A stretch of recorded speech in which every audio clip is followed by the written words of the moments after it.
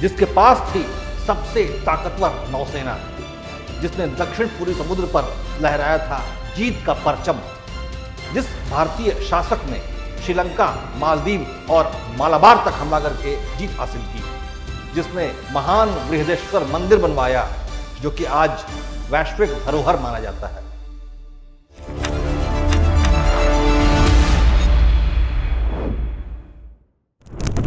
उस चोल सम्राट राज राजा प्रथम को इतिहास की किताबों से गुम करने की साजिश क्यों रची गई?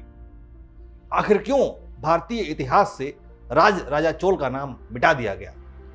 नमस्कार, उदय इंडिया डिजिटल में आपका स्वागत है। मैं हूं अंशुमान आनंद। चोल वंश वही है जिसके गौरवमयी इतिहास पर पोन्नियन सेल्वन सीरीज की 2 फिल्में बनी हैं, जो बॉक्स ऑफिस पर सफलता के झंडे गाड़ रही हैं। उसी चोल वंश के महान शासक थे राज राजा चोल प्रथम, जिनका शासनकाल 985 से 1014 ईस्वी माना जाता है, यानी लगभग 30 साल। उनके 30 वर्षों का यह शासनकाल आम लोगों के लिए सुख समृद्धि और शांति का समय था। वो प्रजा के महान पालक थे, युद्ध भूमि के महान विजेता थे, एक महान साम्राज्य के संस्थापक थे और इस देश के गौरव थे। इस महान शासक की वास्तविक ताकत थी उनकी समुद्री नौसेना, जिसके बल पर उन्होंने देश से बाहर निकलकर श्रीलंका के शासक महेंद्र पंचम को हराया, मालदीव पर जीत हासिल की और समुद्र के 12,000 द्वीपों पर अपना आधिपत्य स्थापित किया। राज राजा चोल ने चालुक्य, पांड्य और चेर राजाओं को परास्त करके सुदृढ़ चोल साम्राज्य की नींव रखी थी। राज राजा चोल ने विशाल नौसैनिक पोत बनवाए, जो कि इतने बड़े थे कि उन पर हाथी भी सवार हो सकते थे, जो कि चोल सेनाओं की प्रमुख ताकत हुआ करती थी। राज राजा चोल के पास आधुनिक समय की तरह पेशेवर सेना हुआ करती थी, जिसके 4 प्रमुख हिस्से थे। पहली घुड़सवार सेना, दूसरी हाथी सेना, तीसरी पैदल सेना जिसमें धनुष और तलवारधारी सैनिकों की टुकड़ियां होती थी, और चौथी नौसेना। चोल सैनिक अपने सम्राट के आदेश पर मर मिटने के लिए हमेशा तैयार रहते थे। ये चोल सेना की सबसे अहम टुकड़ी थी। चोल सैनिक तलवार, धनुष, ढाल और भालों का इस्तेमाल करते थे। चोल नौसेना की 2 सबसे बड़ी ताकत हुआ करती थी, उसके मजबूत जहाज और दूसरा सैन्य हाथी। चोल सेना की ताकत उसके पूरी तरह प्रशिक्षित युद्धक हाथी थे। राज राजा चोल ने विशाल समुद्री जहाजों में हाथियों की पूरी फौज ले जाकर श्रीलंका पर हमला किया था। राज राजा चोल की रणनीति का कमाल था कि उन्होंने लगभग पूरे दक्षिण पूर्व एशिया पर अपना वर्चस्व कायम किया। चोल शासनकाल में भारत से बाहर निकलकर Java, Sumatra, Indonesia, Burma, Vietnam, Malaysia, Thailand, Borneo और सिंगापुर तक चोल सेनाओं की पहुंच हो चुकी थी। चोल नौसेना में आज की तरह अधिकारी, सैनिक और नाविक हुआ करते थे। चोल सेना में कुछ इस प्रकार से पद हुआ करते थे। सबसे ऊपर होता था चक्रवर्ती, जो कि नौसेना का सर्वोच्च सेनापति होता था। इस पद पर खुद सम्राट हुआ करते थे। दूसरा था जलाधिपति, जो नौसेना का कमांडर इन चीफ हुआ करता था।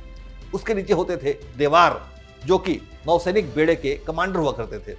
उसके नीचे थे गणपति, जो कि फ्लीट स्क्वाड्रन का कमांडर होता था। उसके नीचे थे मंडलाधिपति यानी ग्रुप कमांडर। उसके नीचे थे कलापति, जो कि जहाज का कमांडर हुआ करता था। इसके अलावा एक सैन्य पदवी थी कापू, जो कि जहाज पर हथियारों का प्रभारी हुआ करता था। सिवाई, जो कि नाविकों का प्रभारी था। एटिमार, जो कि युद्ध पोत पर सवार सैनिकों का प्रभारी हुआ करता था। चोल नौसेना कई तरह के जहाजों का इस्तेमाल किया करती थी, जैसे धरानी, जो कि मौजूदा समय के विनाशक जहाज के समकक्ष हुआ करता था, यानी डेस्ट्रॉयर। इसका इस्तेमाल समुद्र में बड़े युद्धों के लिए किया जाता था। दूसरे प्रकार के जहाज थे लूला, जो कि आधुनिक कॉर्वेट्स के समकक्ष थे, जिसका इस्तेमाल छोटी लड़ाइयों और सुरक्षा संबंधित कार्यों के लिए और गश्ती के लिए किया जाता था। तीसरी थी वज्रा, जो कि आजकल के फ्रिगेट जैसी होती थी।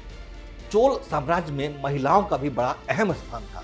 आज से लगभग 1200 साल पहले चोल साम्राज्य की नौसेना में महिलाओं को भी शामिल किया गया था, जो कि लड़ाइयों में भी हिस्सा लिया करती थी। अपनी इस मजबूत नौसेना के बल पर चोल राजाओं ने बंगाल की खाड़ी पर अपना वर्चस्व कायम कर लिया था। वो इतने ताकतवर थे कि ये कहावत बन गई थी कि चोल राजाओं के लिए बंगाल की खाड़ी उनकी झील की तरह थी। लेकिन चोल राजा राजा चोल की महानता उनकी सैन्य विजयों तक सीमित नहीं थी। वो एक महान प्रशासक भी थे और उनके राज्य में जनता बेहद सुखी और संपन्न रहती थी। सभी धर्मों का आदर और सम्मान होता था। व्यापारियों को पूरी सुरक्षा प्रदान की जाती थी। उनके साम्राज्य में ग्रामीण स्तर पर लोक शासन प्रणाली थी, जिसमें ग्रामीण प्रशासन को स्वायत्तता दी जाती थी और उनके फैसलों का सम्मान किया जाता था। सम्राट राजा चोल ने अपने समय में समस्त कृषि योग्य भूमि की पैमाइश करवाई और जमीन की किस्म के आधार पर जमीन का टैक्स यानी कर तय किया। उन्होंने सोने, चांदी और तांबे के सिक्के चलवाए। राजा चोल स्वयं भगवान शिव के उपासक थे और उनकी उपाधि शिवपाद शेखर यानी शिव के चरणों के सेवक की थी। लेकिन उन्होंने वैष्णव, जैन और बौद्ध परंपराओं का भी पूर्ण संरक्षण किया। सम्राट राजा चोल के बाद उनका पुत्र राजेंद्र चोल शासक बना, जो कि अपने पिता की तरह बेहद सुयोग्य शासक था और उसने चोल साम्राज्य को और दूर दूर तक फैलाया तथा बिहार और बंगाल में गंगा की घाटियों तक अपने साम्राज्य का विस्तार किया। चोल राजाओं की गौरवमय गाथा को भारतीय इतिहास की किताबों से गायब कर दिया गया है, लेकिन उनके बनवाए हुए मंदिर और शिलालेख उनकी महानता की कहानी युगों युगों से गा रहे हैं। आज भी सम्राट राजा चोल का बनवाया हुआ तंजौर का बृहदेश्वर मंदिर यूनेस्को की विश्व धरोहर में शामिल है। उदय इंडिया आपके लिए इसी तरह से महान भारतीय शासकों का सच्चा इतिहास लेकर आता रहेगा और झूठे इतिहासकारों की पोल खोलता रहेगा। यदि आपको हमारा यह प्रयास पसंद आता है तो ये वीडियो शेयर करके दूसरे लोगों तक पहुंचाएं, जिससे उन्हें भी सच और झूठ के अंतर का पता चल सके। जय हिंद, जय भारत।